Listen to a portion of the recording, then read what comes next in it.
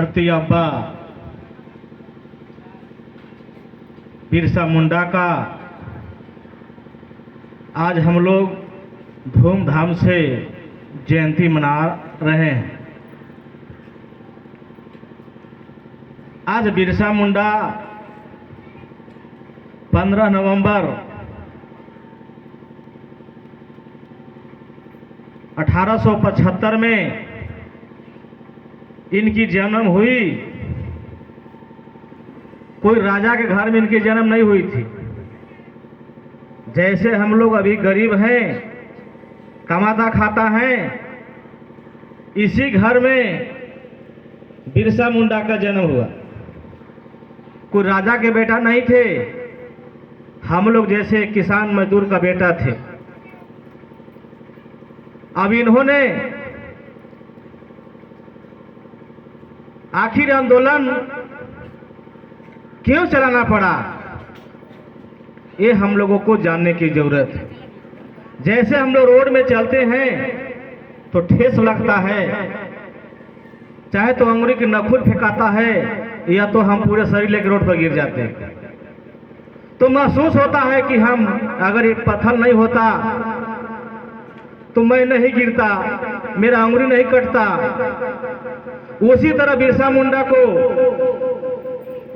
इस देश में अगर पढ़ने के लिए ठेस नहीं मारा जाता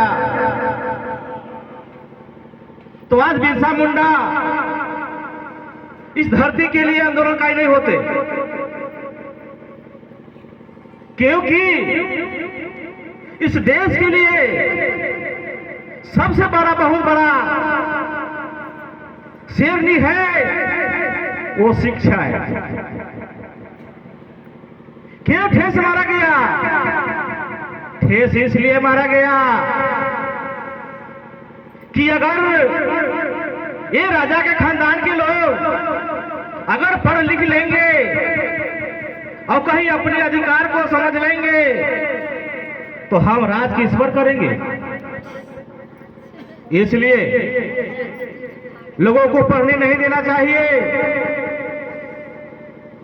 ऐसी ठेस लगा बिरसा मुंडा को तो जा करके उन्होंने आंदोलनकारी या आंदोलन चलाए। तो साथियों, थोड़ा इसे पीछे हम जाकर आपको थोड़ा समय तो लेंगे ही, क्योंकि जब तक महापुरुषों ने कहा कि जो कौम इतिहास नहीं जानता भविष्य निर्माण नहीं कर सकता।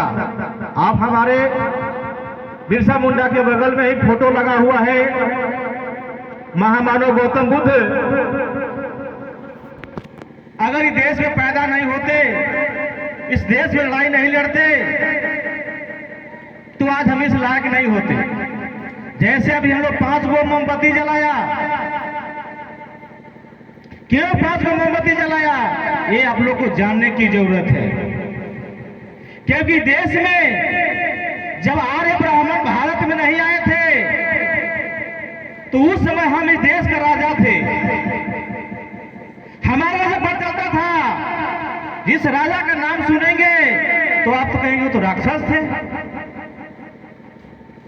हमारे बाप दादा को राक्षस कहा और जो हमारे बाप दादा को मारा उसी को ब्राह्मण ने भगवान कहा।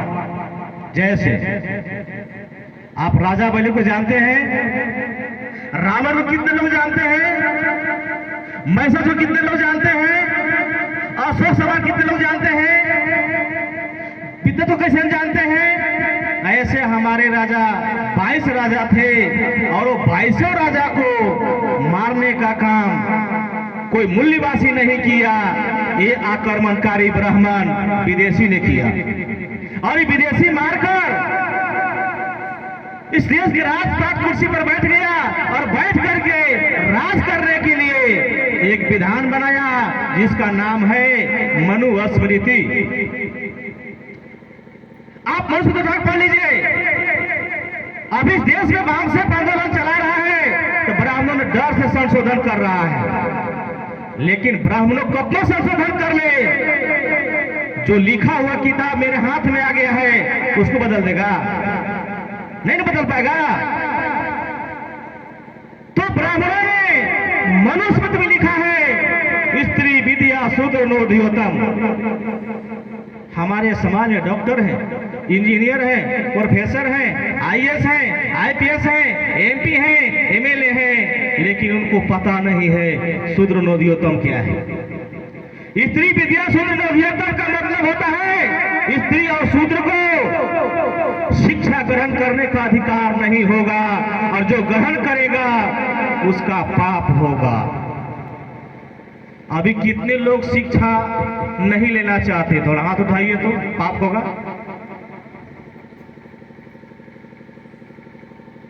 शिक्षा लेना पाप है? हाथ उठाइए। शिक्षा लेना पाप नहीं है, ये पाप ब्राह्मणों का था, क्योंकि अगर शिक्षा ले लेगा तो हम इस पर 3.5% हैं, मुट्ठी भर हैं, हम इस पर राज नहीं कर पाएंगे। इसलिए ये लोगों को शिक्षा से वंचित किया जाए। तो हम लोगों को शिक्षा से वंचित किया। अब शिक्षा वंचित के बाद हम लोगों ने देश में वर्ण व्यवस्था बनाया, जो आप लोग पूछ लेंगे ब्राह्मणों से भी, चाहे जो भी आपको हिंदू धर्म मानने वाले लोग होंगे उसे पूछ सकते हैं इस देश में कितने वर्ण है? 4 गो वर्ण है। अभी वर्ण किसने बनाया? ये ब्राह्मणों ने बनाया, प्राकृतिक ने नहीं बनाया। प्राकृतिक ने 2 ही बनाया, नर और नारी। ब्राह्मणों ने वर्ण व्यवस्था बनाई, और वर्ण व्यवस्था में हम लोगों को प्रचार प्रसार किया, जग में कहा ये 4